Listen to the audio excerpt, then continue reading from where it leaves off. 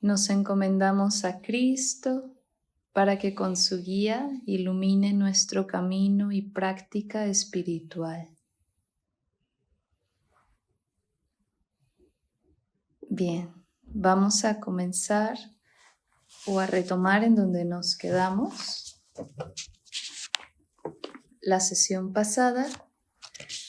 Estamos ahora en el capítulo número 2 y vamos a leer el apartado número 3, que tiene un nombre muy bello, que es el altar de Dios. Y dice: solo puedes aceptar la expiación dentro de ti, liberando la luz interior.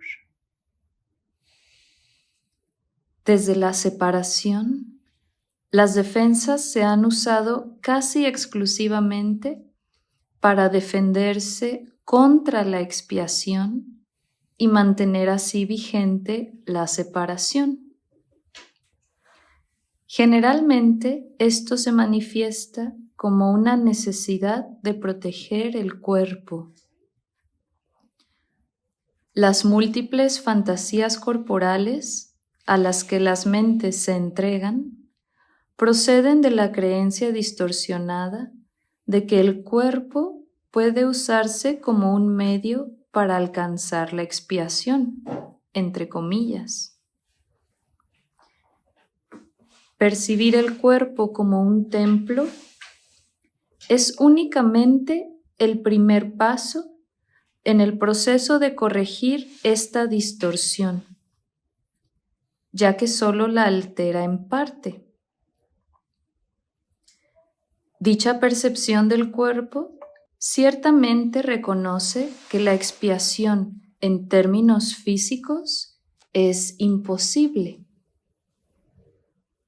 Esto lo veíamos, si recuerdan, la sesión pasada, donde se mencionaba que los ojos del cuerpo no pueden percibir la unidad, porque lo que ven son a otros cuerpos. Entonces, como este apóstol que decía, si no toco, no creo, lo mismo con los ojos, son muy escépticos. No pueden realmente creer que somos uno, porque vemos a las otras personas como separadas de nosotros, vemos a los objetos separados de nosotros, percibimos el afuera y el adentro en términos básicamente de lo que está fuera de la piel o dentro de la piel, y una serie de distorsiones que nos hacen creer en esta separación. Por eso aquí dice que percibir el cuerpo como un templo es un primer paso, pero es solo un primer paso. En algún momento habrá que prescindir del todo de la idea del cuerpo. Dice: el siguiente paso, no obstante, es darse cuenta de que un templo no es en modo alguno una estructura. Su verdadera santidad reside en el altar interior en torno al cual se erige la estructura. ¿Sí? Lo cual es algo totalmente distinto a pensar que un templo es la iglesia que se construye, es la piedra que una a una se va apilando para formar una columna de algún recinto, etc. El templo es, en cualquier momento, un ámbito interior o un ámbito causal o un ámbito elevado, sublime, sutil. No es un aspecto exterior, grueso, sensorial. Por eso dice: hacer hincapié en estructuras hermosas es señal de que se le teme a la expiación y de que no se está dispuesto a llegar al altar en sí. La auténtica belleza del templo no puede verse con los ojos físicos. La visión espiritual, por otra parte, al ser una visión perfecta, no puede ver la estructura en absoluto. Puede, no obstante, ver el altar con perfecta claridad. Y qué bello es poder realmente ver a través de los ojos del espíritu. La visión espiritual es la única capaz de percibir la unidad, la única capaz de contemplar el altar real que habita en cada ser, en cada átomo. Todo lo demás va a ser pura distorsión de la percepción de un ego que de por sí no existe. Entonces dice, para que la eficacia de la expiación sea perfecta, a ésta le corresponde estar en el centro del altar interior, desde donde subsana la separación y restituye la plenitud de la mente. Para quienes somos nuevos en esta terminología, la palabra expiación dentro del curso de milagros tiene una connotación que se relaciona más bien con la unidad, con el unimismar, con el hacer uno, por así decirlo. No tiene nada que ver con el purgar pecados o generar, ¿cómo se le llama cuando va uno a confesarse? Penitencias, sacrificios, labores arduos de ningún tipo. La palabra expiación, decíamos la sesión pasada, tiene que ver con reconocer la unidad en todo. Reconocerme también dentro de esa unidad. Reconocer al prójimo, al amigo, al enemigo, en esa misma unidad en donde se acaban los conceptos y las descripciones y las categorías con las que juzgamos al mundo. Por eso dice que para que la eficacia de la expiación sea perfecta, es decir, para poder concebir la unidad en todo, a esta le corresponde estar en el centro del altar interior, desde donde subsana la separación y restituye la plenitud de la mente. Y aquí vamos teniendo pistas respecto a que la mente en su origen es plena, rebosa de la misma gracia divina. Lo que pasa es que el ego la usa como plataforma para proyectar todo lo que no viene de Dios, que es el mundo que percibimos básicamente las 24 horas del día, salvo los instantes de sueño profundo donde ni siquiera soñamos. Por eso dice aquí, antes de la separación, la mente era invulnerable al miedo, ya que el miedo no existía. Tanto la separación como el miedo son creaciones falsas que tienen que deshacerse a fin de que se pueda restaurar el templo y abrir el altar para que reciba la expiación. Esto supone el fin de la separación.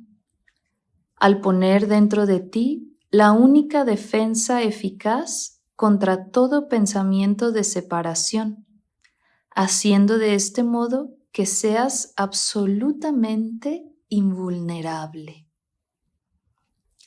Y regresamos nuevamente a parte de lo que se veía en el prefacio de este curso, en donde el amor se instaura en la creación como una prolongación de Dios mismo, siendo su opuesto el miedo o el temor. Tenemos miedo porque olvidamos nuestra unidad en Cristo, en Dios, en el Espíritu. Nos creemos vulnerables porque nos creemos ser un cuerpo al que pueden avenirle todo tipo de afectaciones físicas, mentales, emocionales, financieras, políticas, bélicas, relacionales, existenciales. No hay un fin para todo lo que somos vulnerables. Esto solo en la medida en la que no sigamos creyendo el cuento de la separación. Yo soy esto y tú eres otra cosa totalmente distinta y va a ser imposible que lleguemos a un común acuerdo. Y esto hagan de cuenta que es la bandera que cargamos, sostenemos bien alto en el día a día cuando vamos en la calle, cuando pasamos junto a las personas sin siquiera voltear a saludar, con que sea solo con la vista, con la mirada, un buenos días, o nuestros vecinos, vecinas. Cualquier extraño nos es un mundo diametralmente opuesto al nuestro, que no vale siquiera la pena acercarse, intentar conocerlo, intentar descubrirme en él. ¿Para qué? Si él es un ente distinto a mí, yo no tengo nada que ver con esta persona. Y así es como vivimos, caminamos, comemos, vemos televisión. Incluso con nuestras amistades o familiares tan allegados, los vemos como otros. Y es normal para una mente, digamos que olvidadiza, o aquí en el curso se le dice una mente que no está cuerda, creer que es un individuo aparte, solitario, ajeno a toda la realidad cósmica.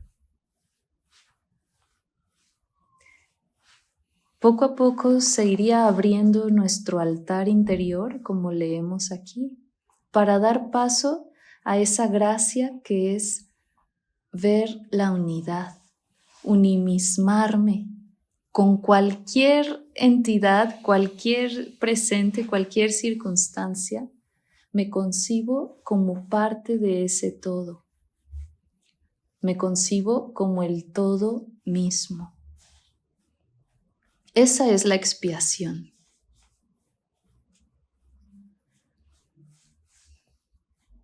Dice, el que todos acepten la expiación es solo cuestión de tiempo. Tal vez parezca que esto contradice su libre albedrío, dada la inevitabilidad de la decisión final, pero en realidad no es así. Puedes aplazar lo que tienes que hacer y eres capaz de enormes dilaciones, pero no puedes desvincularte completamente de tu Creador, quien fija los límites de tu capacidad para crear falsamente. Una voluntad aprisionada engendra una situación tal que, llevada al extremo, se hace completamente intolerable. La resistencia al dolor puede ser grande, pero no es ilimitada. A la larga, todo el mundo empieza a reconocer, por muy vagamente que sea, que tiene que haber un camino mejor. A medida que este reconocimiento se arraiga más, acaba por convertirse en un punto decisivo en la vida de cada persona. Esto finalmente vuelve a despertar la visión espiritual y al mismo tiempo mitiga el apego a la visión física. Este alternar entre los dos niveles de percepción se experimenta normalmente como un conflicto que puede llegar a ser muy agudo. Aún así, el desenlace final es tan inevitable como Dios. Y aquí es tan hermoso cómo nos plantea que la expiación siempre va a ser global. Es decir, ni una sola persona se quedará fuera de este momento en el que se reconoce la unidad. Dice aquí, el que todos acepten la expiación es solo cuestión de tiempo. Dicho de otra manera, todas las almas se liberarán. ¡Qué gran noticia es esta! Y dice todas, todos acepten, no un número determinado, no solamente quienes somos cristianos, católicos, no solamente los que vivimos en una parte del mundo, no solamente los que nos portemos bien según nosotros. Dice todos. En el taoísmo, por ejemplo, se dice que hay grandes almas ya realizadas que llevan miles de años viviendo en este planeta y que vivirán otros tantos miles de años que los que sean necesarios hasta esperar a que la última persona se realice, hasta que la última alma que quede viviendo en la oscuridad por fin se ilumine.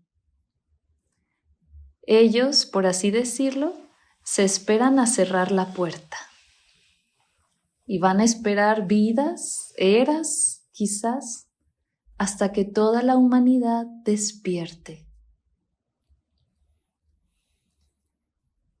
Esto se puede entender también desde el hinduismo con la cuestión de la reencarnación, en donde estamos aquí en este samsara o en este mundo de sufrimiento, de separación, de tener que trabajar arduamente cada día para conseguir el sustento y otra serie de vicisitudes, hasta que no despertemos a la verdad. Y entonces se dice que volvemos a nacer y volvemos a nacer y volvemos a nacer hasta que no aprendamos la gran lección de todas, que es: todo es Brahman. Todo es uno. Y desde la visión pues más tradicional de este lado del mundo, se puede hablar incluso del linaje familiar y de los ancestros que viven a través de su descendencia. Y no va a haber descanso para todo ese linaje, para toda esa familia, esa línea del árbol genealógico, hasta que esa alma despierte, o como se pudiera decir más contemporáneamente, hasta que sane todas las heridas generacionales. Independientemente de cuál tradición, religión o cultura pongamos a la luz de estas enseñanzas, todas hablan de lo mismo. No hay otra opción que la liberación. No hay otro fin que la verdad. No hay otro desenlace que el amor. Entonces podemos descansar con una paz profunda en ese final, en que todas, todos encontraremos el camino para llegar a Dios. Y es bellísimo. Dicen que hay gente que se ha iluminado, así se le dice, de solo saber esto, que solo va a ser cuestión de tiempo. Y es muy bello porque eso nos quita temores innecesarios de que puedo perderme para siempre y ya nunca más encontrar la luz, ¿verdad? Pero veíamos que Cristo, como el buen pastor que dejaba a las 99 ovejas para irse a buscar a la oveja perdida y hasta no encontrarla regresaba. Qué bendición que así sea. Con esta simple afirmación podríamos alabar a Dios el resto de nuestras vidas. Y bueno, por eso es hermoso que dice, aún así, el desenlace final es tan inevitable como Dios. La visión espiritual literalmente no puede ver el error y busca simplemente la expiación o la unidad. Todas las soluciones que los ojos del cuerpo buscan se desvanecen. La visión espiritual mira hacia adentro e inmediatamente se da cuenta de que el altar ha sido profanado y de que necesita ser reparado y protegido. Perfectamente consciente de la defensa apropiada, la visión espiritual pasa por alto todas las demás y mira más allá del error hacia la verdad.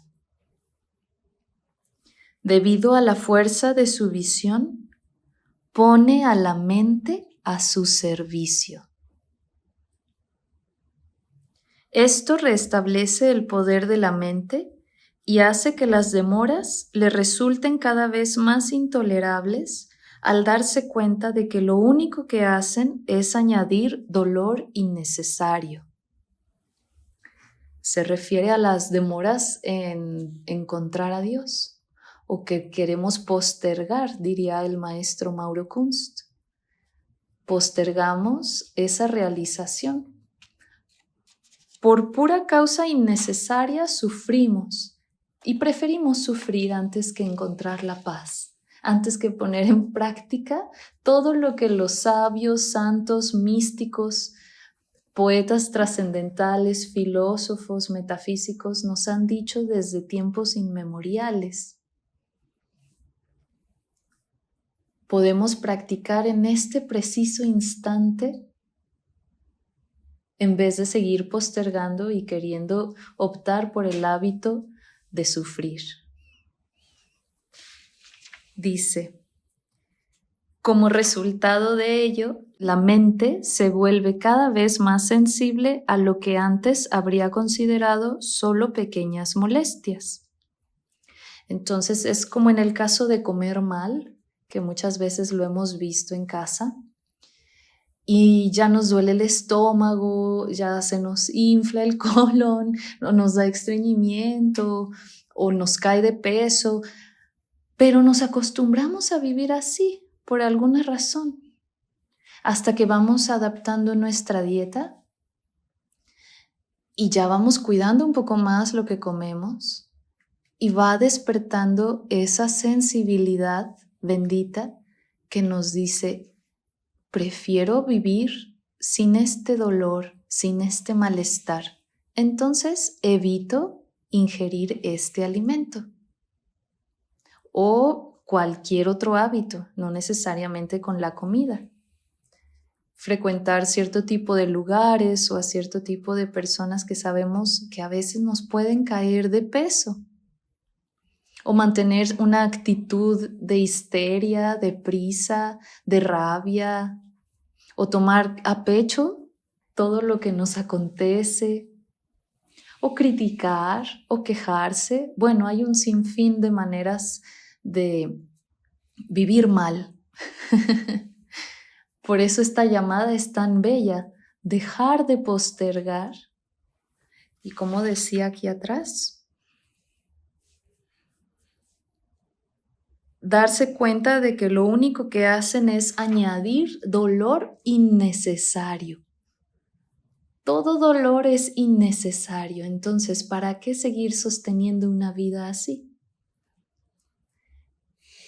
Y muchas personas dirían, bueno, yo no vivo tan mal, yo como bien, me preparo mis jugos, como muy saludable.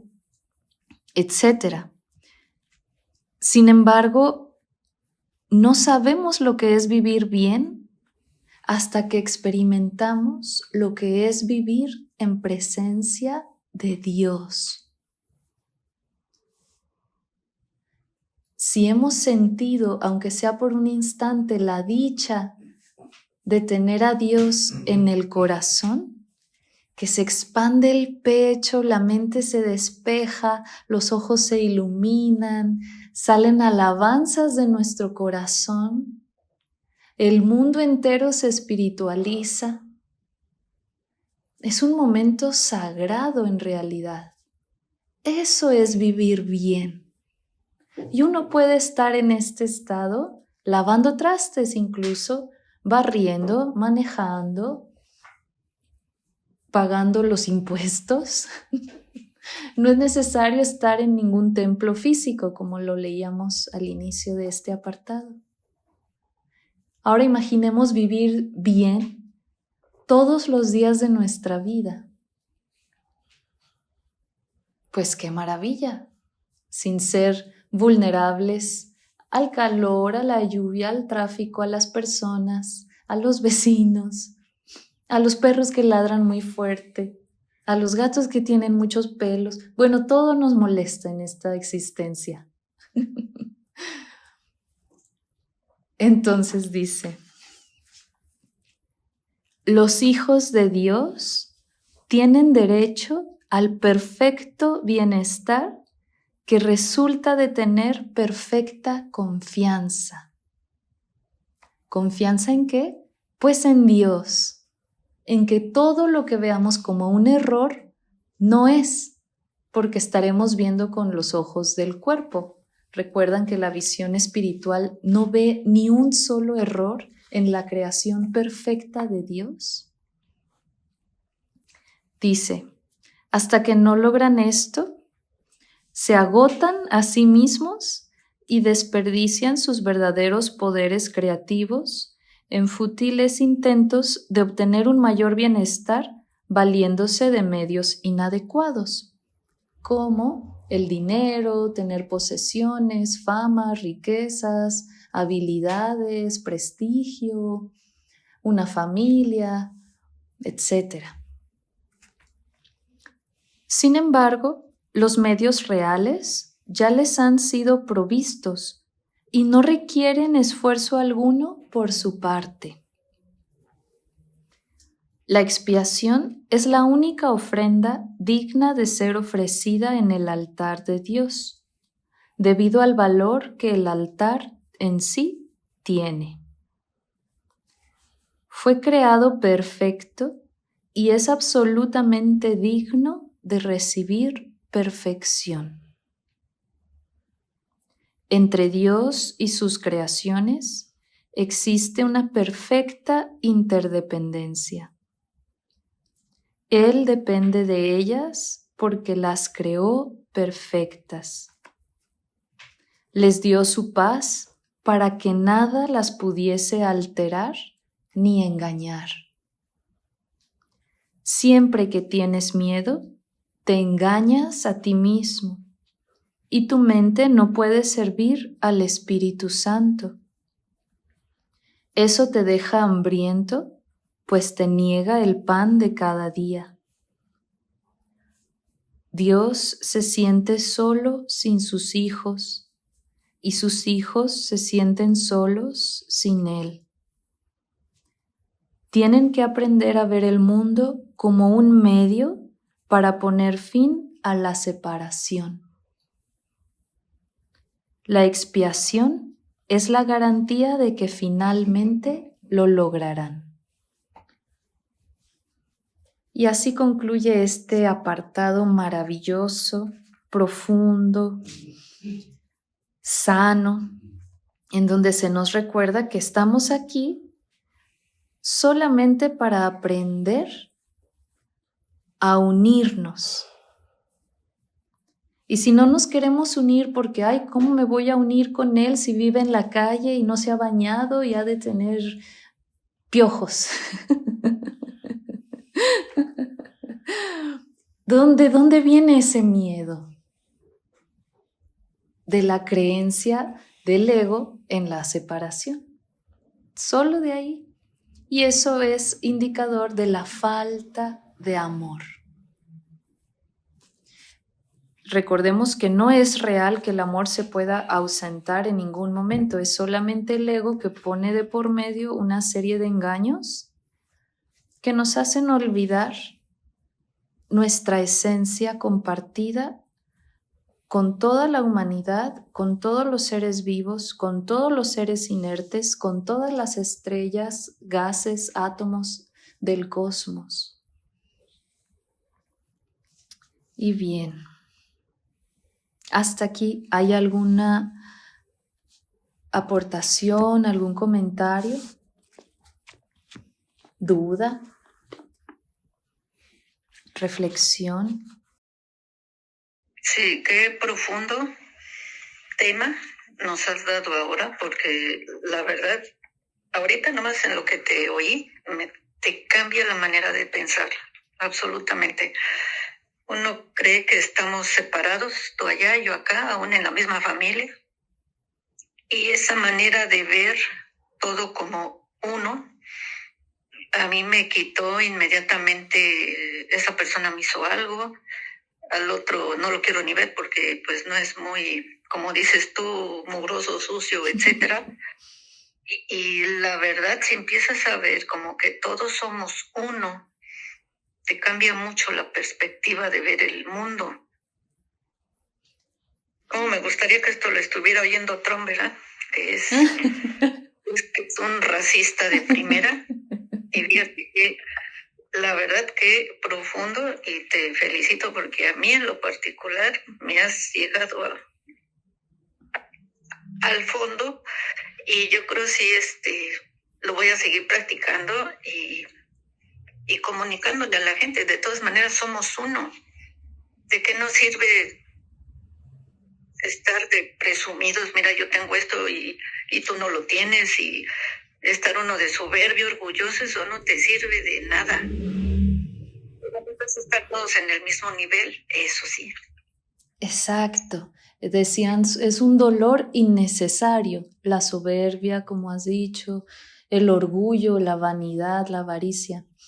Y aún con todo y todo, si todos somos uno, aquí les tengo una noticia, también somos uno, Trump incluido. Para ello es hermoso practicar la compasión. Definitivamente habemos muchas personas muy confundidas. También hemos sido todas víctimas de nuestro entorno y de nuestro ego. No hay quien se salve en ese aspecto. Pero es muy bello empezar a llevar este mensaje de unidad sin distinguir, sin comparar, sin hacer separaciones, ¿no? Es como, ok, ojalá que estos gobernantes escuchen este mensaje para recordarnos a todos que somos uno en el amor de Dios, nuestro Padre. Hay una comunidad, o bueno, varias comunidades originarias o indígenas que se les ha llamado así, en el sur de América, que ellas pues se habían dedicado a cuidar de su tierra, de su entorno natural por generaciones, mucho antes de que extranjeros vinieran aquí a estas tierras y empezaran a explotarlas, a saquear sus recursos. Y estas comunidades, uno de ellos lo entrevistan y él hace referencia a estas personas pues que para nosotros serían unos bárbaros que vienen con sus minas y a poner el desorden en la perfección de la naturaleza. Esta persona se refiere hacia ellas como sus hermanitos menores. ¿Sí? Y eso es tan tierno y tan cálido y tan amoroso, es decir, es que nuestros hermanitos menores vienen y contaminan aquí el agua, entonces nosotros tenemos que venir a hacer limpieza comunitaria, a hacer nuestros rituales, a hacer nuestras ofrendas para que el río se limpie e irle enseñando a nuestros hermanitos a respetar a la naturaleza. Digo, no es para que ahora se instale en nosotros, decirle hermanitos a quienes pues vemos que hacen actos de injusticia, pero a lo que vamos es a una reflexión profunda de que somos una hermandad finalmente. Y si tenemos el corazón 1 milímetro más abierto que alguien más, pues es para dar gracias a Dios y no para señalar al pobre hermano que lo tiene un poquito más cerrado, ¿verdad? Porque en definitiva, ¿quién nos abre el corazón? Dios mismo. Nosotros no tenemos que hacer esfuerzo alguno, simplemente disponernos a recibir lo que ya nos ha dado Dios. Nosotros no hicimos el amor para poderlo establecer en nuestro corazón. Más bien nos fuimos despojando de las ilusiones del ego. Entonces desde ahí podemos compartir ese amor. ¿Para qué? Para que no se nos seque y se nos apachurre el corazón señalando todo lo malo que hay en el mundo, ¿verdad? Más bien decir, bueno, hasta esa alma en su momento despertará a la unidad. Bendito Dios. Maravilla, ¿verdad? Vamos, si no hay otra, muchas gracias por el comentario, Caro. Vamos ahora a la lección práctica. Recuerden que estamos leyendo el texto, que es la parte teórica. Como preámbulo a la lección práctica, vamos en la 13. No es que vayan de la mano, es decir, esta lección 13 con lo que recién leímos, pero pues lo estamos haciendo casi mitad y mitad para no quitarnos la parte teórica ni la parte práctica, ¿sí? Entonces la lección de hoy dice: un mundo sin significado engendra temor. La idea de hoy es realmente una variación de la anterior, excepto que es más específica en cuanto a la emoción suscitada. De hecho, un mundo sin significado es imposible. Lo que no tiene significado no existe. Sin embargo, de eso no se deduce que tú no puedas pensar que percibes algo que no tiene significado. Por el contrario, eres especialmente propenso a pensar que sí lo percibes. El reconocimiento de esa falta de significado produce una aguda ansiedad en todos los que se perciben como separados. Representa una situación en la que Dios y el ego se desafían entre sí, entre comillas, con respecto a qué significado ha de escribirse en el espacio vacío provisto por dicha falta. El ego se abalanza frenéticamente para establecer allí sus propias ideas, temeroso de que de otro modo el vacío pueda ser utilizado para demostrar su propia impotencia e irrealidad. Y solamente en esto está en lo cierto, en que es impotente e irreal. La sesión pasada veíamos precisamente que debajo de todas las palabras con las que nosotros nombramos al mundo o lo describimos, se encuentran las palabras verdaderas con las que Dios creó al mundo, donde vemos decepción, desconsuelo, drama, dolor. Dios realmente ha puesto en su lugar paz, amor, dicha, perenne. Y sin embargo, nosotros le arrojamos encima a la perfecta creación de Dios una serie de palabras y de pensamientos que enturbian esa luz. ¿Sí? Entonces, por eso aquí dice que un mundo sin significado, pues realmente no existe. ¿Cómo va a existir un mundo sin significado si todo lo que Dios creó es perfecto? ¿Verdad? Entonces dice, es esencial, por lo tanto, que aprendas a reconocer lo que no tiene significado y a aceptarlo sin temor. Si tienes miedo, no podrás por menos que dotar al mundo con atributos que no posee y abarrotarlo con imágenes que no existen. Para el ego, las ilusiones son dispositivos de seguridad, como deben serlo también para ti que te equiparas con él o que te confundes con él, que te identificas con él de manera errónea.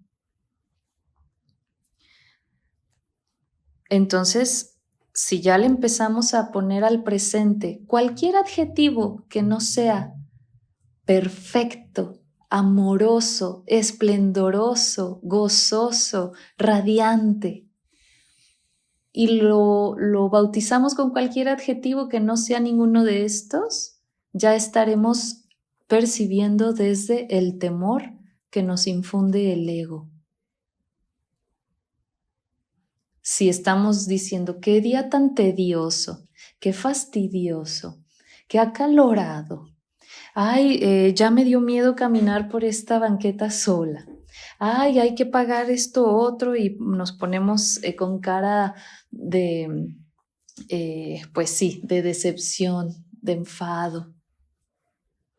O ya nos enojamos, o ya nos peleamos, o bueno, todo lo que normalmente hacemos, o ya comimos sin disfrutar la comida y demás, pues estamos seguras de que al menos ya nos dejamos guiar por el temor que el ego arrojó sobre esa creación magnífica y gloriosa que Dios creó.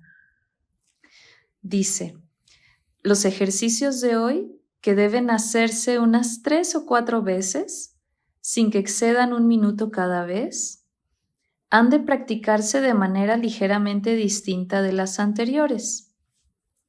Repite la idea de hoy para tus adentros con los ojos cerrados. Luego abre los ojos y mira lentamente a tu alrededor mientras dices: estoy contemplando un mundo que no tiene significado. Repite esta afirmación para tus adentros mientras miras a tu alrededor. Luego cierra los ojos y concluye con: un mundo que no tiene significado engendra temor porque creo que estoy compitiendo con Dios. Esa es la frase. La repito. Un mundo que no tiene significado engendra temor porque creo que estoy compitiendo con Dios. ¿Y en qué estamos compitiendo con Dios?, se preguntarán. Bueno, en que somos los creadores de esta creación, de este entorno, de este presente. Si Dios hizo algo maravilloso, perfecto y amable, bueno, preciosísimo, y yo estoy diciendo, no, qué pésimo día que he tenido, que tal cosa se me presentó y luego esta otra persona y luego yo le dije y pues ahí parecería que estamos compitiendo de a ver quién crea el mundo que va a ser verdad, ¿cierto? ¿El ego o Dios? Por eso dice, tal vez te resulte difícil evitar resistirte en una forma u otra a esta última afirmación. Sea cual fuere la forma en que se manifieste dicha resistencia, recuérdate a ti mismo que en realidad tienes miedo de esa clase de pensamiento debido a la venganza del enemigo, entre comillas. No se espera que a estas alturas creas esta afirmación, y probablemente la descartarás por considerarla absurda. Observa cuidadosamente, no obstante, cualquier señal de temor patente o encubierto que dicha afirmación pueda suscitar. Esta es la primera vez que intentamos exponer una relación explícita de causa y efecto de una clase que aún eres muy inexperto en reconocer. No te enfrasques en esa última afirmación y no trates ni siquiera de pensar en ella, excepto durante las sesiones de práctica. Eso es suficiente por ahora. Es decir, no vamos a tratar de entender, ¿cómo es que estoy compitiendo con Dios? ¿Y cómo es que esta frase? No necesitamos llevar esto al plano intelectual, simplemente practicar la idea que es, con mis ojos cerrados digo, estoy contemplando un mundo que no tiene significado. Perdón, esto es lo que decimos con los ojos abiertos y luego con los ojos cerrados decir un mundo que no tiene significado engendra temor porque creo que estoy compitiendo con Dios. ¿Sí? Vamos a hacer la lección ahora. Dura solo un minutito, como ya han visto. Entonces, ahí donde sea que estemos, nos ponemos cómodos en una postura estable. Vamos a cerrar los ojos y a repetir para nuestros adentros la idea de hoy, que es un mundo sin significado engendra temor. Abrimos los ojos y miramos lentamente a nuestro alrededor mientras nos decimos: estoy contemplando un mundo que no tiene significado.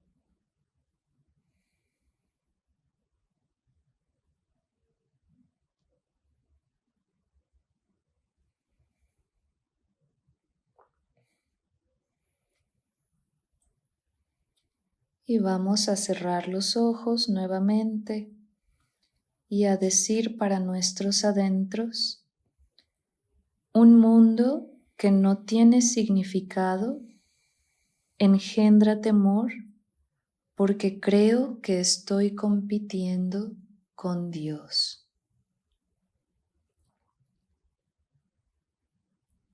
Y ahí terminamos la práctica.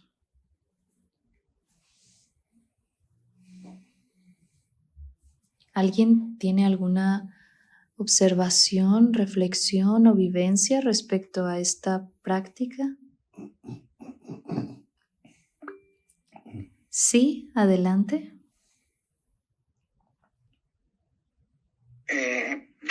La práctica, ahorita me sucedió a mí que lucha el ego por pelear, por ejemplo, las hojas que no tienen significado, ¿no? En el precono de esta, es difícil, ¿no? Absorberse de eso, ¿verdad? Pero bueno, buena práctica, ¿no? Sí, le cuesta mucho al ego por comenzar decir que no tiene significado, ¿no? Porque dice, ¿cómo no va a tener significado si yo le he puesto el significado a todo esto? Yo sé perfectamente qué significa esta mesa, esta pluma, este libro, esta persona. Pero veíamos en las lecciones anteriores que todo eso no son más que pensamientos. Y si los suspendemos por un minutito, un instante, nos damos cuenta de que en realidad las cosas en sí no tienen significado. Al menos no el que nosotros le ponemos, ¿verdad? Bien. ¿Alguien más tiene alguna observación? ¿O alguna pregunta, alguna inquietud también?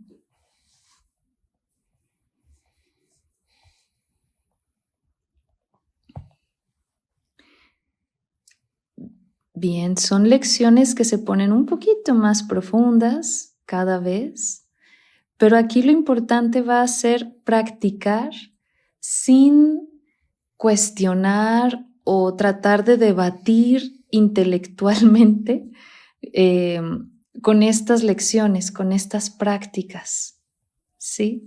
Como dicen, solo llevarlas a cabo. Un minutito de práctica, no más.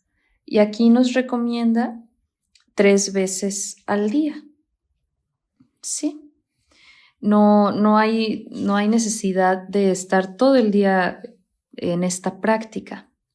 Al respecto, hay una frase que recuperé en estos días que dice: tú no eres el origen de tus pensamientos, tú eres el espacio en los que ellos aparecen. Los pensamientos surgen por sí mismos, como los sonidos o el clima. Tú los adviertes. Tú no los creas conscientemente. Quizás esto nos ayude para ir descubriendo cada vez más la verdad en estas lecciones. Tú no eres la causa o el origen de estos pensamientos, sino el espacio en los que ellos aparecen. Bien. ¿Hay alguna otra aportación, comentario?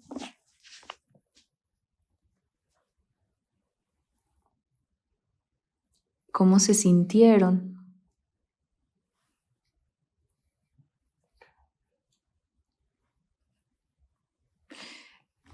Bien, pues dejaremos hasta aquí la sesión. Voy a finalizar, como es de costumbre, con el sonido del cuenco. Para quienes estén por primera vez aquí, la cuestión es escuchar el sonido hasta el final para dejar que la atención, que la mente entre en ese silencio una vez que el sonido empieza a hacerse cada vez más imperceptible. Entonces, agradecemos a Dios, a las estrellas, a nuestros ancestros, por esa promesa de liberación que a todos nos espera al final. Y le pedimos nos ampare para no postergar más ese momento.